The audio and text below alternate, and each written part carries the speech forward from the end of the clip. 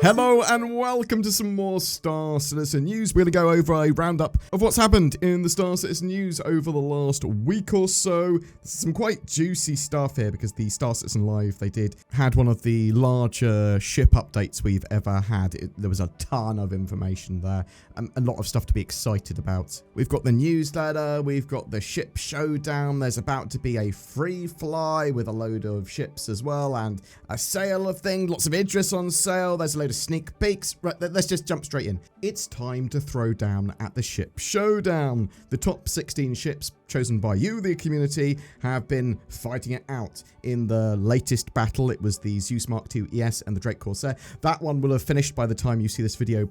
Probably not. Yeah, probably. I would expect the Zeus Mark II to be winning that. I think it was a little bit ahead last time I saw. So for the rest of round one, we've got the Vulture versus the Mole, the Prowler Utility versus the Talon, and the Polaris versus the Star Lance attack. And in round two, we've already got the Asgard, the Urza Medivac, the Razor, and the Gladiator. So yeah, those four we just mentioned, they are already in the Elite 8, and you'll be able to test fire them for free. Everyone will be able to try Star Citizen for free, and everyone will be given those 8 ships to try during that free fly period starting the 26th of August. That's Tuesday, about to come up. And please correct me if I'm wrong in the comments below, but I believe that continues until the 2nd of September. And by that time, we would have found out who the top dog is, who are in the Final Four. The Final Four get some skins and flare items made for them at the Intergalactic Aerospace Expo. Also, the 16 ships that are currently in the Ship Showdown, they are available to purchase for people that are interested. Also, there is a load of Idrises, Idripodes, Idris capital ships about to be sold starting from the 26th of August. They're selling them in 24 waves. One wave every 4 hours, with the first 12 waves being given to people that have the sort of most uptime in Star Citizen, that have been the most active. You should be getting an email about that if you're in the first 12 waves, if you're interested in an Idris. But yeah, there's a load going out. I'm going to check out the funding chart when those go live to work out how many Idrises they sold. But please remember, you can get all this stuff in game. Try Star Citizen for free. Maybe get yourself a starter package. That's all you need. Let's talk about the current live patch. An all-new adventure in Alpha 4.3 Dark Territory went live last week. Associated Science and Development's newly uncovered Onyx labs have been left to rot for too long. Search every inch of these forsaken facilities to find out what secrets lie beneath. Also, the new L-21 Wolf was released. So yeah, cool live patch, cool new ship. The resource drive is also going to be available to do throughout 4.3. So that's the 4.2.1 event that was largely broken because of freight elevators.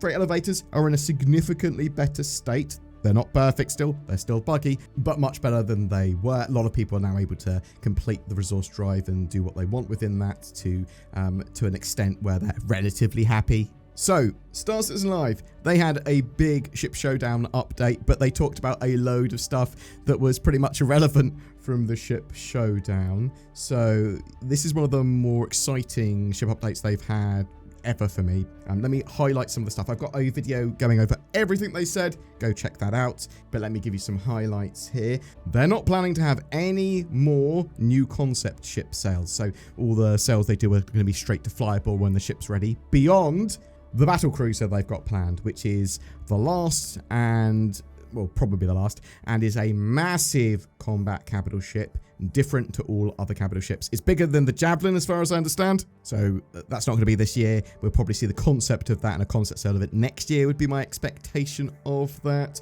The Apollo, that medical ship that people have been wanting for ages, that appears to be coming in September with 4.3.1, and everyone that buys it then or has already bought it will get 6 modules, 2 sets of the 3 modules of the tier 1, tier 2 and tier 3 facilities that you can put on the left and right sides of it. So you sort of just get that.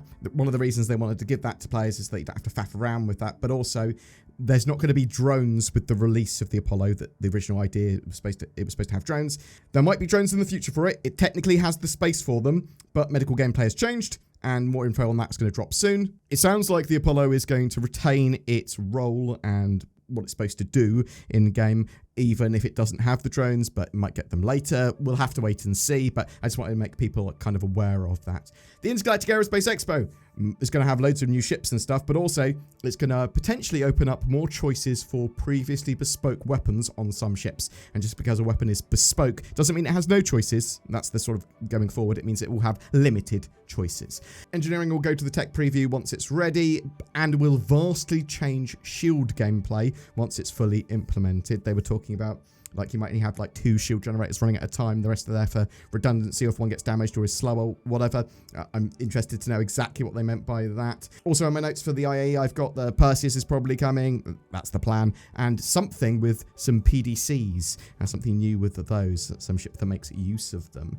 Ship-to-ship docking is still going to be a thing. Ships are built with it in mind. In the future, you're going to be able to log in and out anywhere and sort of continue where you were, but bed logging will give you bonuses, so they want to encourage that. Ships like the Gladius are going to be able to land on ships like the Idris, so you'll be able to land on a mothership, you'll be able to land on a ship with a hangar, and get rearmed, refueled, and repaired. Now, it's not going to be every ship, it's not going to be every hangar bay, but some will allow you to do that using the resources of the mothership.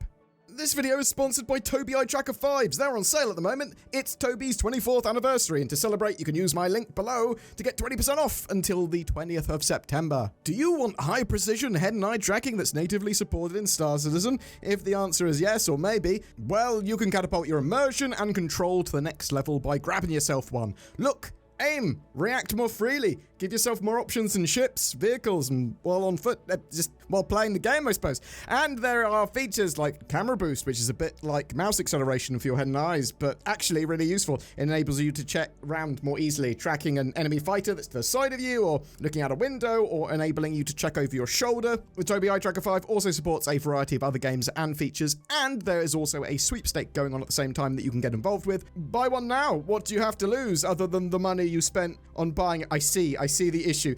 You'll probably like it. Links below. So the sneak peek this week was some form of battery charging station, maybe for a new mechanic or mission. We know that they're going to be using them for components, subcomponents, puzzles, ammo, things like that with batteries. But there's a person with surgical medical gloves next to them. It looks to me like this might be used in a medical facility.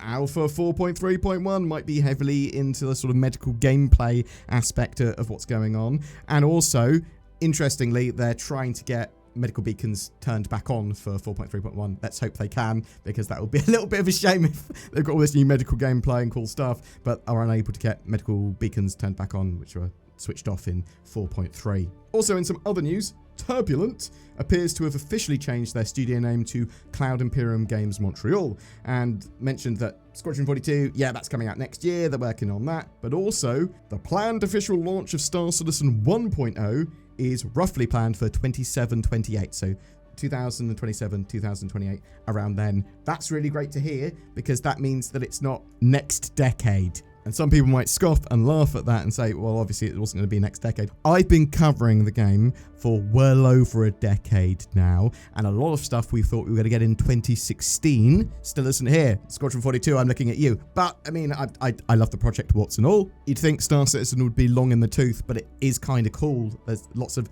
very, very cutting edge and bleeding edge stuff that they keep on putting into the game, and I'm super excited to see Squadron 42 and Chris Roberts' magnum opus of a game, which was what he wants, what he said to me when I was chatting to him relatively recently at a Bar Citizen. Yeah, let's hope that they can do that, and it's going to be fantastic, and Star Citizen will also benefit hugely from Squadron 42 being a success. Let's see what happens. But I'm really interested to know what you think. Are you excited for Squadron 42 coming out next year? Do you think Star Citizen 1.0 will come out by the end of 2028? Do you like the cool new ship updates that they gave us, like the Apollo coming out next month and the big battle cruiser that they're going to be working on?